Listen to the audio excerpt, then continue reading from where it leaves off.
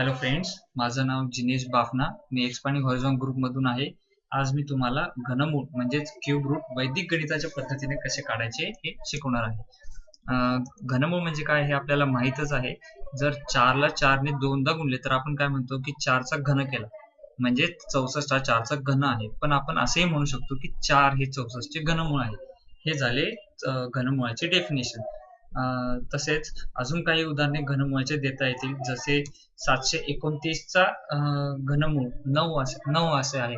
तसेच 1331चे घनमूळ 11 आहे. ठीक आहे. मित्रांनो, नेहमीच्या पद्धतीने जर आपल्याला एखाद्या संख्येचे घनमूळ काढायचे असेल तर ते आपण कसे काढणार?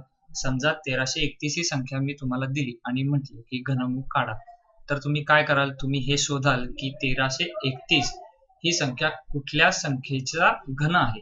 म्हणजे जोपर्यंत तुम्हाला हे माहित नाही की कुठल्या संख्येचा घन हा 1331 आहे, तोपर्यंत 1331 चे घनमूळ काय असेल हे तुम्ही सांगू शकणार नाही. त्याच्यासाठी एक सोपी पद्धत वैदिक गणितामध्ये दिली आहे, ती आपण शिकून घेऊ. ठीक आहे. आता या पद्धतीत आपल्याला 1 ते 10 चे घन लागणार आहेत. ते तुम्ही पाठ करून घ्या.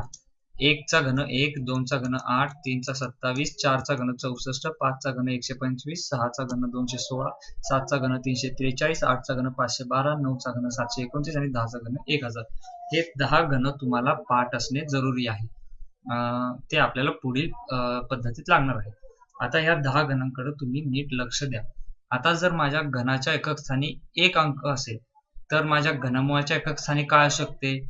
1. कारण बघा की माझ्याकडे अशी एकच संख्या आहे की एकच संख्या आहे की त्याच्या घनाच्या एकक स्थानी 1 हा अंक आहे.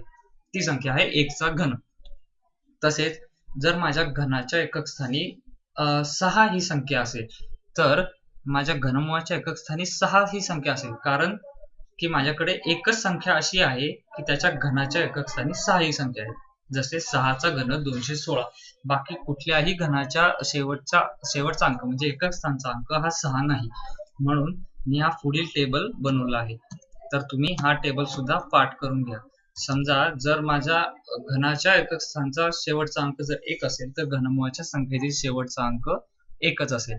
जर माझ्या घनाच्या संख्येतील शेवटचा अंक जर 2 असेल तर माझ्या घनमुळाच्या संख्येतील शेवटचा अंक 8 असेल.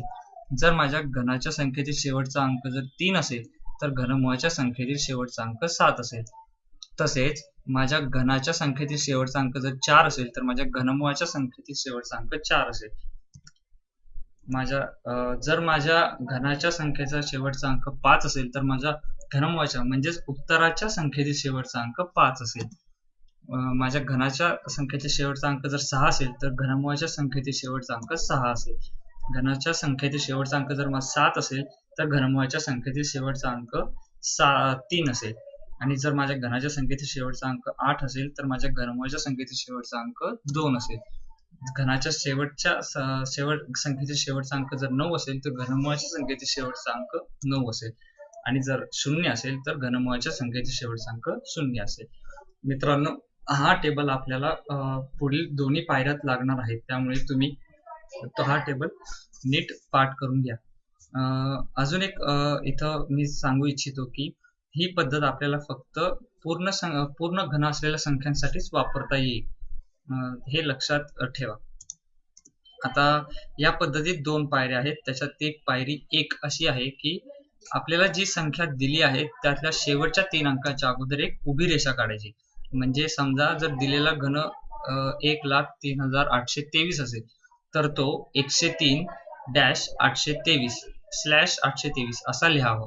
म्हणजेच जर दिलेली संख्या जर 39,304 असेल तर ती 39/304 अशी लिहा. पायरी 2 मध्ये आपण आपण 2 भागात सोडवू. म्हणजे आपण ज्या उत्तराचे 2 भाग केले आहेत त्यातल्या पहिल्या भागात उत्तराचा उजवा भाग सोडवू आणि नंतर उत्तराचा डावा भाग सोडवू.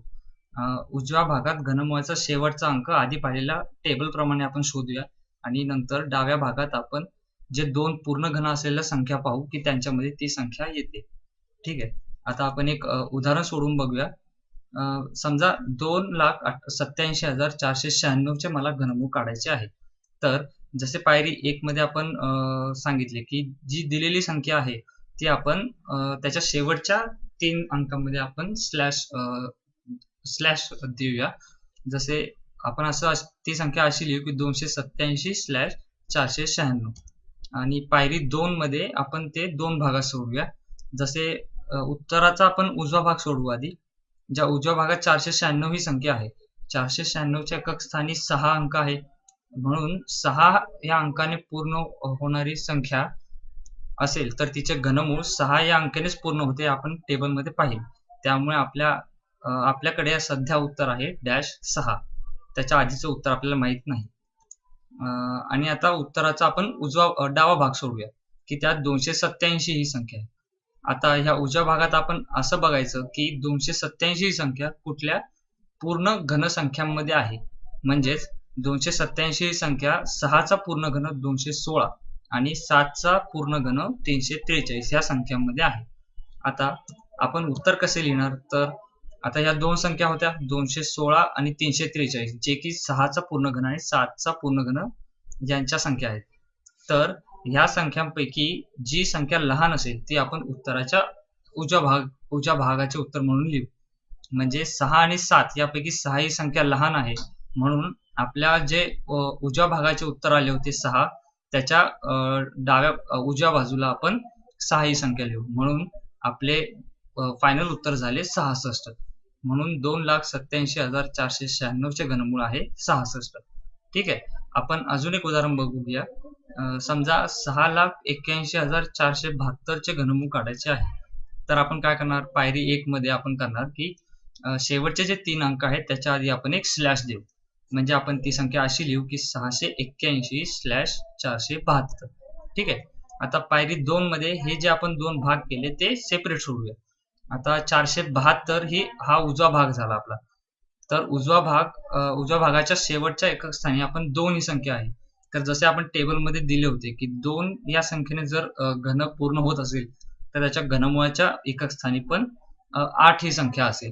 त्यामुळे आपल्या या घडीला उत्तर आहे -8. आता आपण उत्तराचा डावा भाग सोडूया. आता डाव्या भागात आपल्याकडे संख्या आहे 681. आपण इथं हे बघायचे की 681 ही संख्या कुठल्या दोन पूर्ण घनसंख्यांमध्ये आहे. आता 681 ही संख्या 512 म्हणजे 8चा पूर्ण घन आणि 729 म्हणजे 9चा पूर्ण घन या दोन संख्यांमध्ये आहे.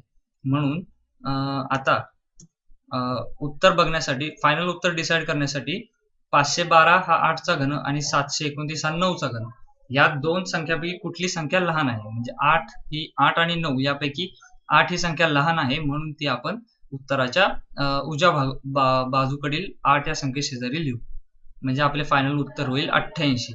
म्हणून 88 हे 6,81,472 चे घनमूळ आहे.